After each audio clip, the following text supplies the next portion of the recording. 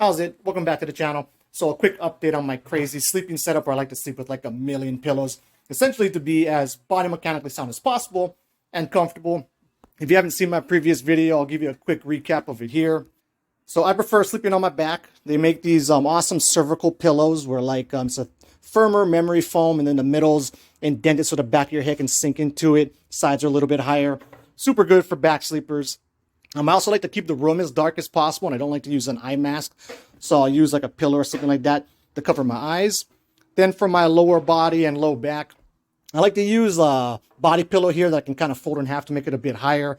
Although I guess you could also use like a thicker single pillow. But then it also depends on like the shape of your spine, where my lumbar spine is a bit exaggerated. So, I kind of want my knees really high to really actually make it neutral. So I like to use, two pillows here or a thick single pillow. Then I'll put a softer, fluffier pillow here on the back end to give my calves and my feet like a nice downslope.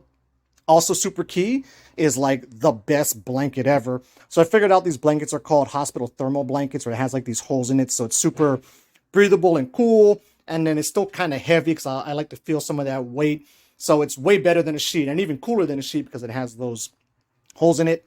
Then I also like to hug a pillow on my stomach while I'm sleeping on my back.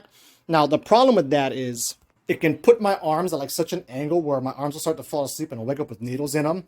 So to solve that, what I like to do when I have the space is I'll put two pillows like this on my sides to prop up my elbows, right? And kind of keep my arms from falling asleep.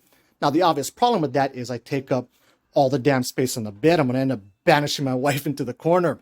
And actually earlier this month, I ended up getting sick. So I was kind of quarantined off in my own room. But when I was doing that, I actually had the whole bed to myself. I could set up all the pillows exactly how I wanted.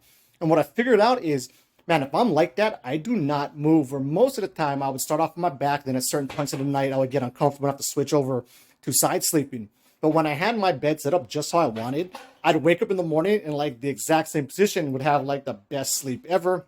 But to get around that, I had to figure out basically a way to get rid of these two gigantic pillows on the sides to make space for my wife.